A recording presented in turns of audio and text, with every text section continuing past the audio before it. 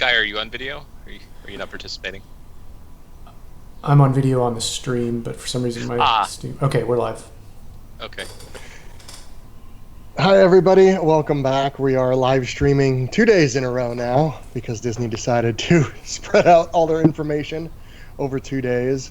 As Len predicted on the stream we did last night, we did get more information today on the park reservation system for Disney World. If you are not familiar at all, Disney World is beginning to open July 11th with Magic Kingdom and Disney's Animal Kingdom. July 15th, Epcot and Hollywood Studios will open. You need a reservation to visit the parks. Now, it doesn't mean a hotel reservation. It doesn't mean you have to have tickets, although you do have to have tickets. You need a separate reservation just to get into the park because they're limiting attendance, and that's basically how they're doing it. So reservations for the parks are going to begin opening on June 22nd, 7 a.m. Eastern, just like you're making a FastPass Plus, which FastPass Plus isn't available right now, but same time as it anyway. That is Monday, so you gotta get ready. So there's a lot of information here, Len. Which way do you want to go with it first? All right, so let's go with the thing about park reservations. That's on Monday. You can do park reservations for stays. Is it between June 22nd and September 26th? Like, you can't do it for the rest of the year yet, right? No, it's September only for a 26th. certain range of September 26, 2021. 2021. Okay, got it. Okay. New ticket sales are not happening yet, though, right? We're still not doing 2020 ticket sales after this. Okay. And then pass holders, the date is June 26th. Existing ticket holders, June 28th. And then everybody else after that? Well, I think existing, because if you don't have a ticket, it's the way they make it sound is that the things it says you will need to do this is a My Disney Experience account. We've been hearing, although it's not confirmed, I know a friend and fantastic journalist, Carly Wiesel, said that she had heard that it will only the website will have park reservations, not the app. So you can access it still on your phone, just you have to be in a browser. You can't be in the app. So that's fun. Which is a very Disney thing to do. But Sure. So you have to have the My Disney Experience account, be on the website. You also have to have a valid theme park ticket or annual pass linked to your My Disney Experience account.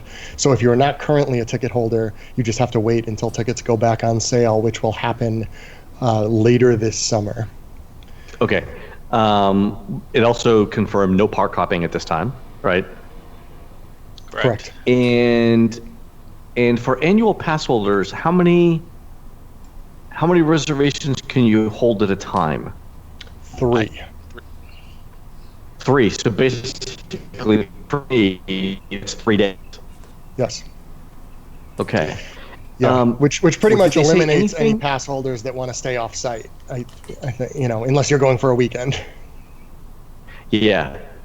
Okay. So did they say anything about no-shows? Because remember, in Shanghai, I believe, you get 3 in 90 days, and then you can't make any more reservations for some amount of time. Not that I have seen. No, they didn't address that. Okay. Now, one thing we can hope for is like Can Universal you- doesn't have a limit, but they seem to be saying under their quota without having a reservation system. So we may be worrying more than we need to about this reservation system. The thing is, Universal doesn't have 5,000 DVC rooms. And I always wonder with Universal and other places that aren't doing reservations if that's self-limiting in a way. I'm not a local. I don't live in Florida. I'm not going to Florida if I can't be guaranteed entry into the park. So I'm not going to go for a Universal trip and then risk it being busy and not being able to get in. So where Disney, if I can get the reservations for the length of my stay, then I'll go.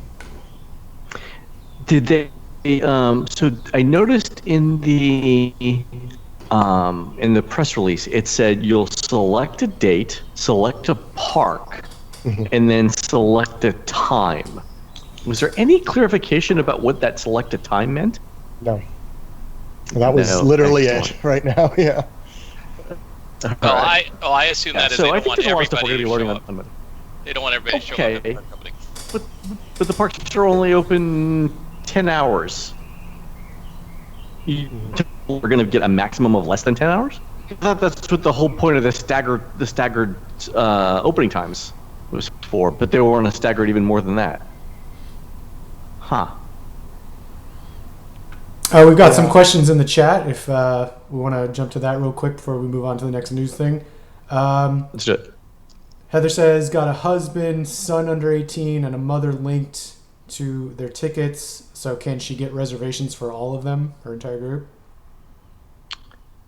Yes. So are they everybody's ticket? Yeah.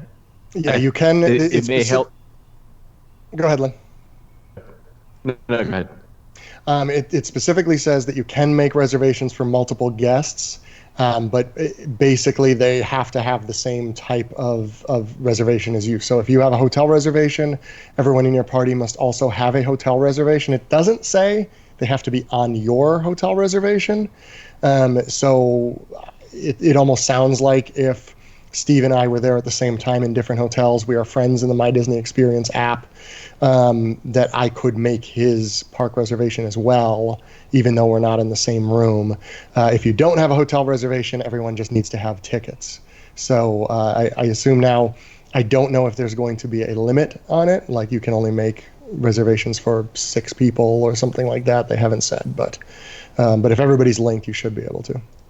You know, Disney could actually do some marketing here, that you have to be an on-site guest and you have the first hour of the park to just on-site guests, because they're the only ones that are going to get the first crack at reservations and get the earliest entry time. Oh, you think that's how they're going to do it? Well, they should. They first should couple hours. Well, I mean, that's happen naturally, but that's what they could sell it that way, instead of having angry people not able to get into the park when it opens. Samantha is asking, she has a resort reservation but not tickets for her trip in September. Does that mean she won't be able to make park reservations yet? Yes, but you can buy tickets though. They say to call you, and then you can make your reservation. Exactly. Good to know. Yeah, it says what they say is by June 28th, all guests will be able to purchase new Disney Resort hotel packages and theme park tickets for 2021. So my guess is that by then they expect to have at least something running, and I wonder if you will be able to add tickets to an existing hotel package by then. That's the way I read the I read the release too. So now you can't make a new hotel reservation for 2020 yet. No. But if you have an existing reservation, you can add tickets on it. That makes sense. Do you know if any of the third ticket sellers have tickets still that they're selling? That's a good question. I'll ask. Because that could be another way around it. Because if you're planning on going and you're off-site, you don't know when you could buy a ticket directly from Disney right now. That's true. I'll ask. That's a good. We'll I'll look around while we're on here and see if Okay, cool.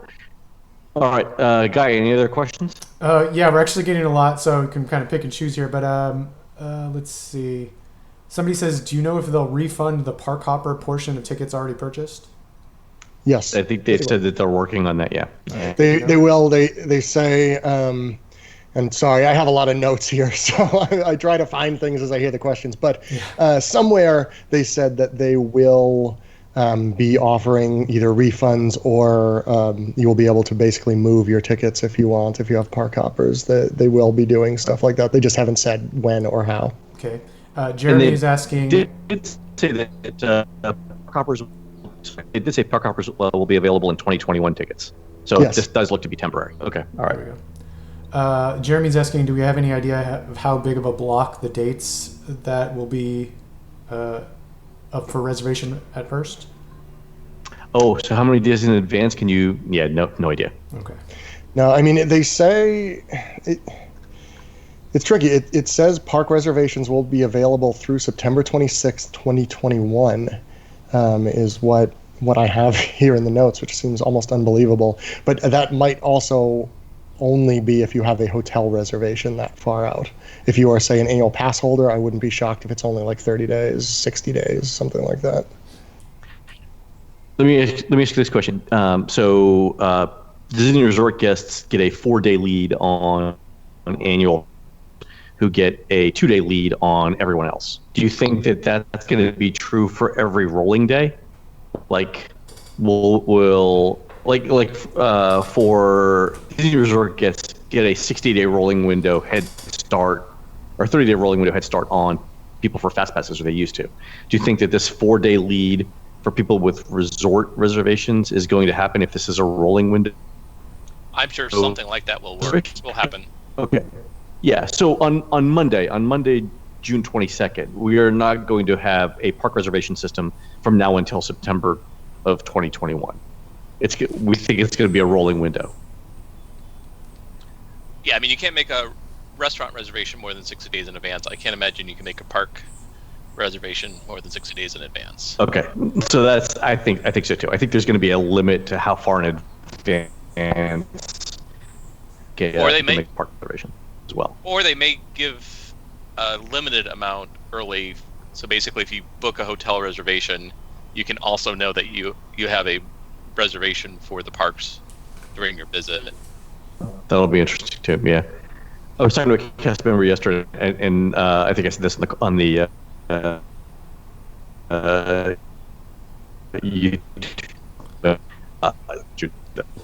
now. Len, you're kind of breaking up here.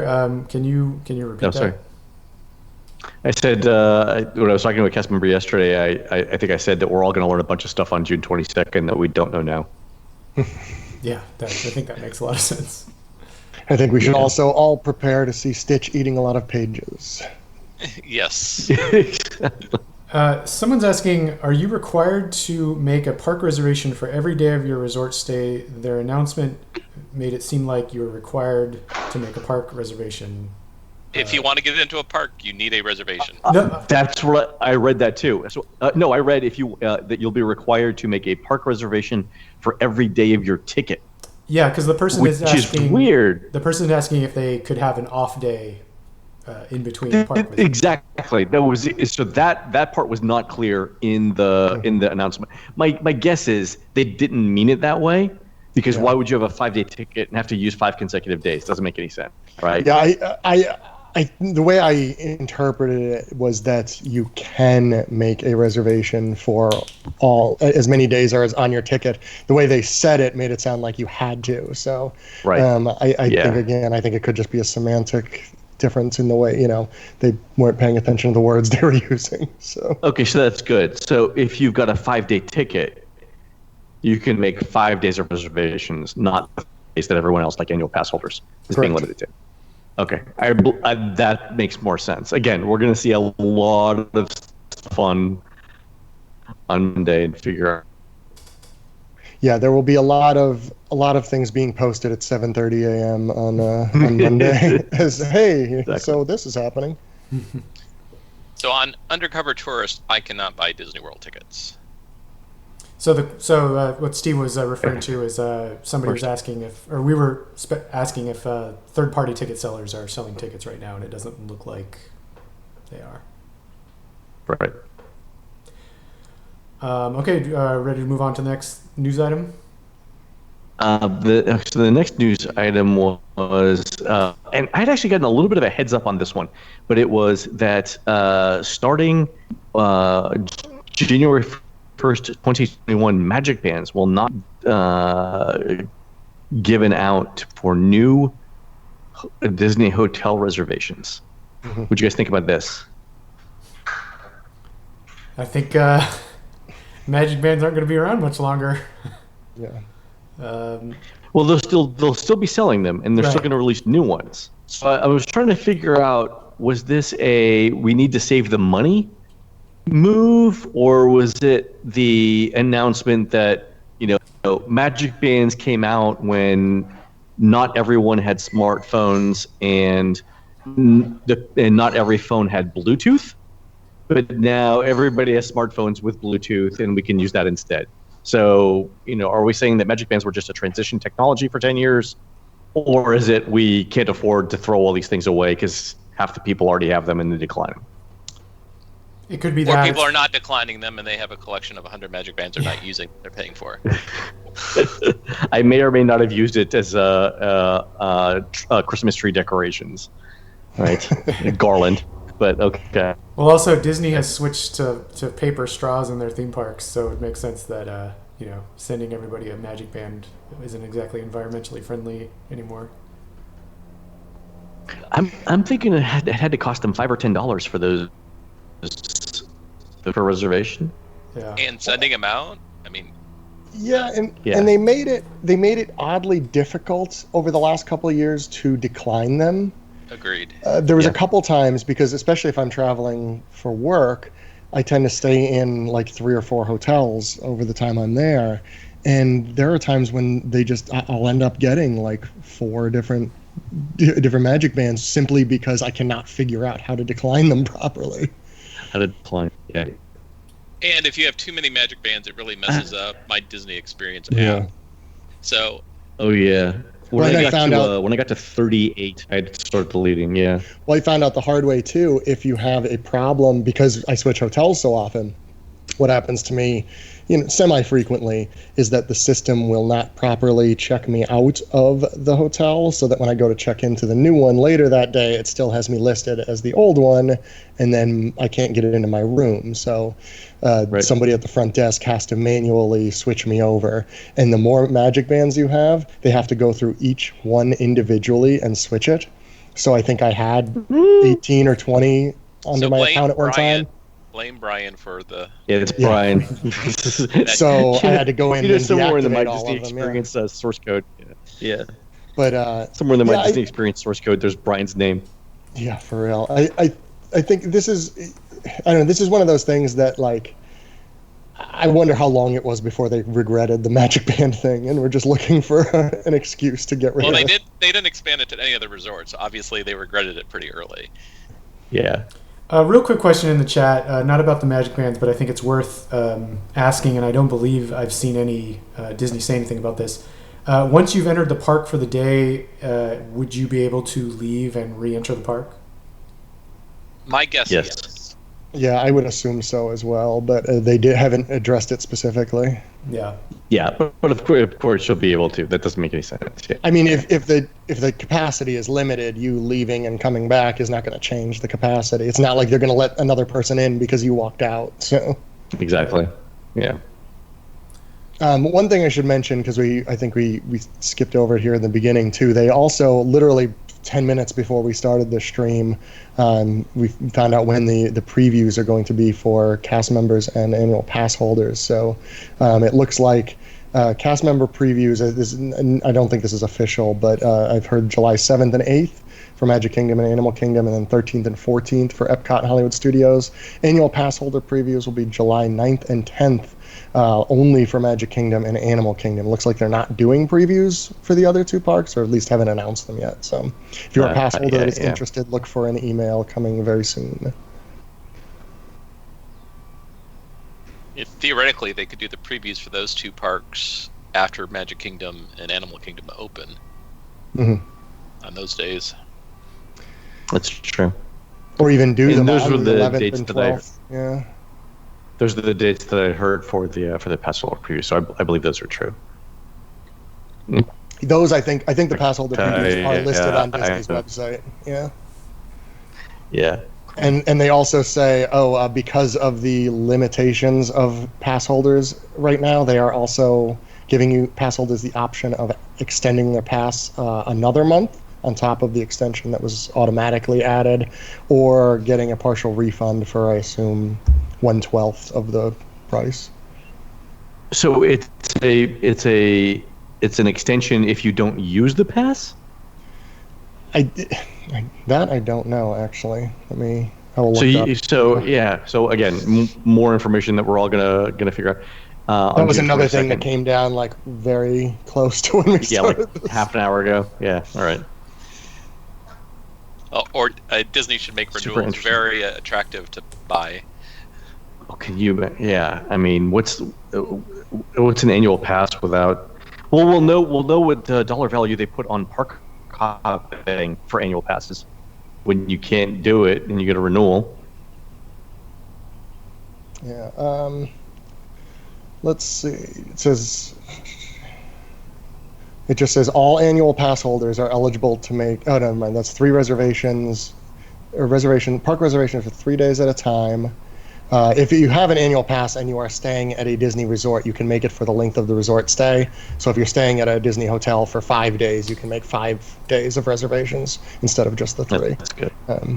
By the way, let's see. Do we want to go over, just kind of go through the current restrictions? I see in your notes, Brian, just want to go through the current restrictions. I think that's kind of some interesting points in there, in case people don't know. Sure. I just want to, before I jump off of this annual pass page here, this is the official Disney page. All it says is if you are an annual pass holder that is paid in full, you will receive a 1-month extension to your pass unless you choose to get the partial refund. It doesn't say anything about whether you use it or not, so it just sounds like everybody is getting that. If you're on the monthly payment plan, it's basically the same options. I don't know why they listed it twice. But yeah, so it sounds like even if you use your annual pass, you're going to get an extra month, which... Well, I think the point is that you aren't guaranteed 365 days use out of that with the reservation system. Yeah. So they're giving you another... All right. Again, this is all temporary until we figure out what works and what doesn't. So we have somebody in the chat saying Disney offered them a renewal price on their Florida resident pass that expired on May 30th for $630. What version of the AP is it? It just says Florida resident pass.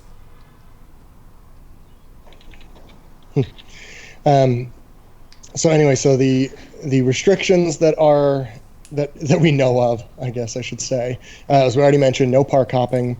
There will be modifications and cancellations available for any existing park hopper tickets. When tickets are available to purchase for 2021, you will be able to get park hopper options on those. So presumably they expect park hopping to be a thing again in 2021 at least. We mentioned the annual pass holder stuff. Let's see here. Ticket sales will be paused until, quote unquote, later this summer, pending available reservations. So kind of sounds like they're going to take a little bit of time to take stock of what reservations are still available. And then if there is room, they will start selling the tickets again. Makes sense. Yeah. You can make reservations. There could also be additional capacity too. I've heard that, if everything goes well with the parks, they're going to increase capacity by, and this is a rumor, 5,000 every couple of weeks. 5,000 guests every couple of weeks. I think that's understandable that they're going to just keep ramping up the capacity. Is that later summer also for hotel reservations? It doesn't. I don't remember seeing anything about new hotel reservations except for 2021. So. Yeah, I kind of interpreted that as no hotel reservations until later, which seems kind of surprising that Disney wouldn't take your money. Well, they also probably have. Good. I was going to say they probably also have quite a few people that have hotel reservations through the end of the year already, and they're waiting to see what those people do. I have friends that had reservations at Beach Club starting July 17th and got canceled today without moving. So Disney canceled them without offering to move them to a DVC or some other. So did they confirm their reservation? People were supposed to confirm their reservations. Yeah, they did. Yeah. And even then, that was only the confirmations were only up to, I think, July 11th. Right. Checkouts. So it looks like they're canceling. Right. Yeah. So that's we still don't know what's going on with the non-DVC hotels.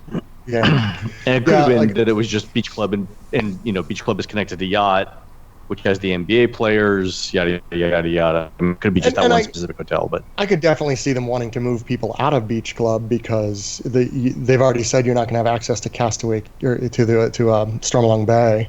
You won't have access to Castaway Key either, but they so I could see them wanting to move people out of there to avoid any commingling with the NBA and people complaining about the pool. But to just cancel is a very strange move. I would not be happy if I was planning on going. I was surprised.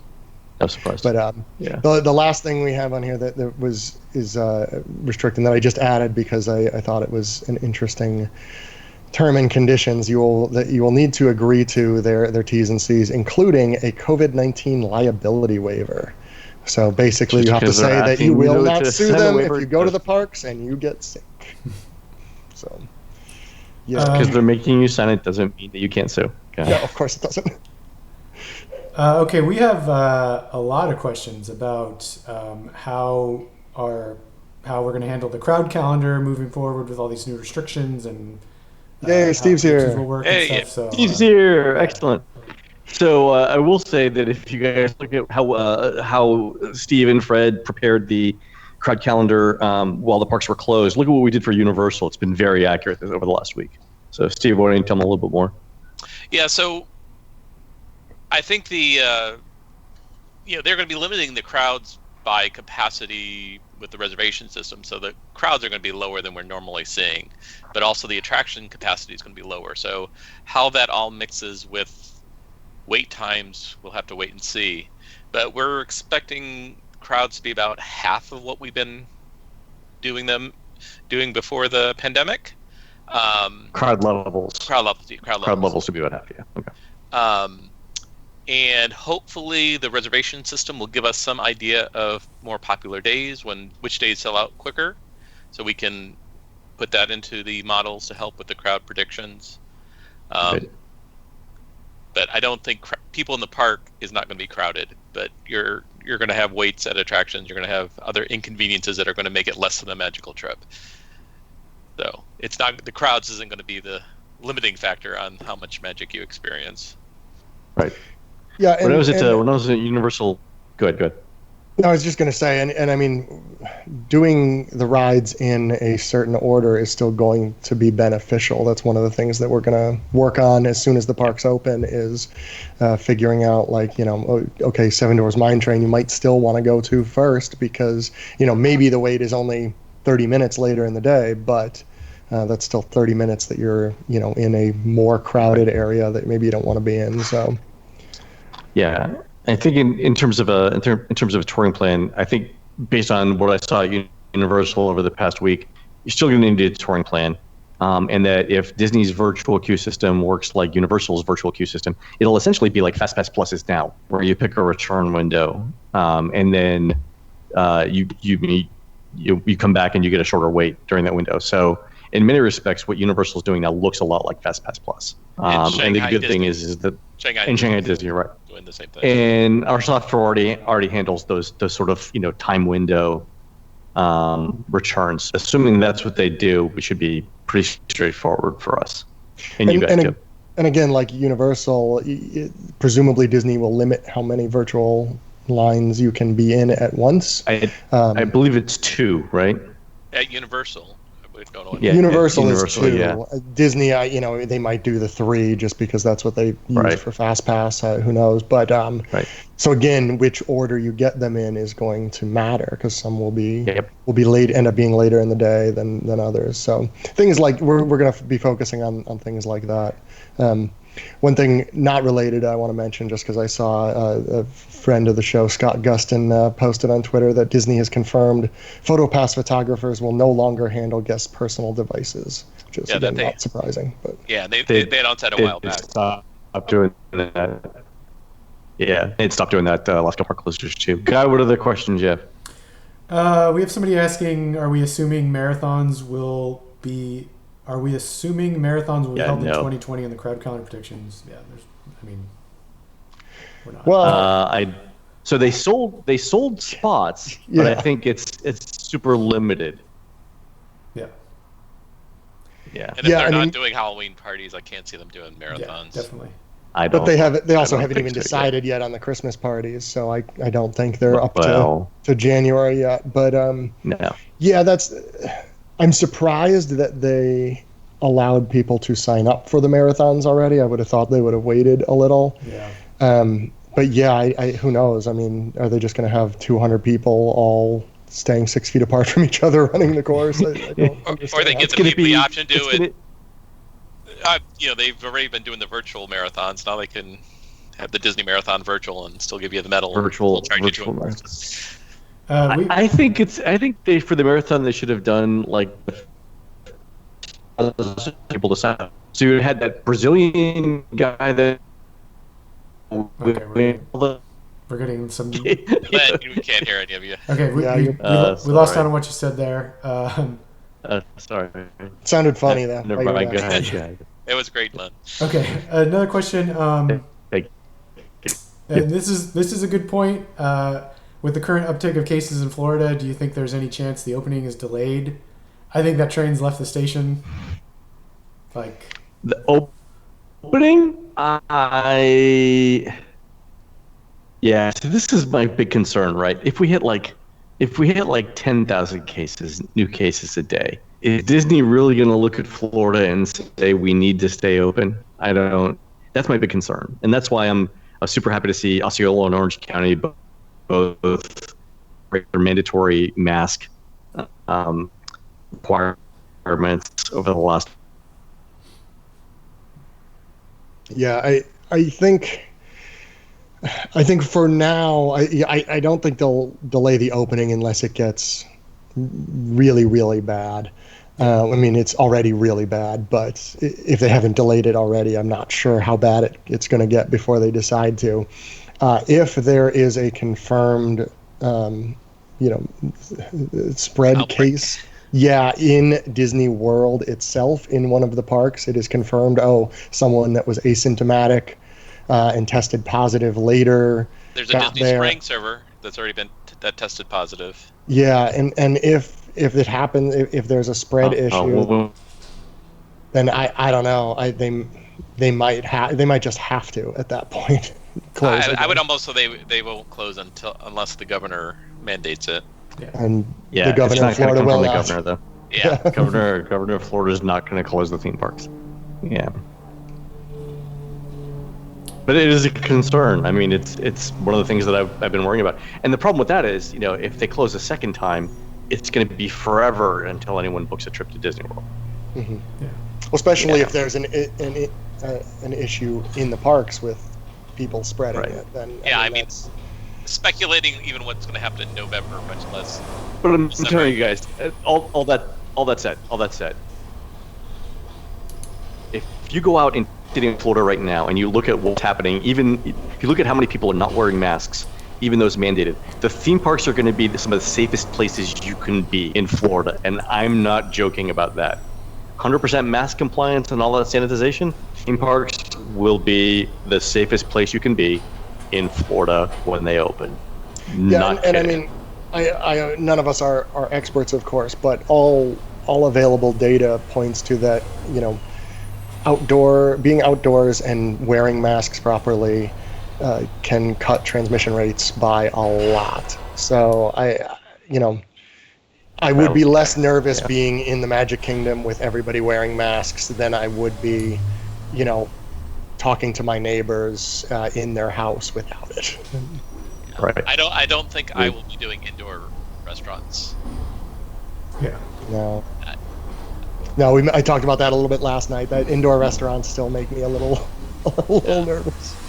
There's been some diagnosis of past spreads inside restaurants that because people were downwind from air conditioning units and things like that. That makes me a little uneasy. Right. Len, when you've been at Disney Springs, how many people have you seen walking around, drinking and eating so they could have their masks off? Relatively few. It was right around the restaurants that were serving the food. So like coming out of Starbucks, you saw people, drinking their beverages. But other than that, no, mask compliance was very, very good. That's one of the things my brother pointed out. So basically, you could walk around holding a Coke bottle in the park the whole day, and you could have your mask off within the rules. Yeah. Yeah. From what I've been told a little bit about how they're going to handle situations like that. I'm not going to say what it is, but I felt very comfortable with the policy. You walk over the person with the drink and go, oh, no! Because that actually was my first question. Like, are they going to have carts out with drinks and snacks? I Yeah. I can't say what the process is, but I yeah. Cool, Guy. What else?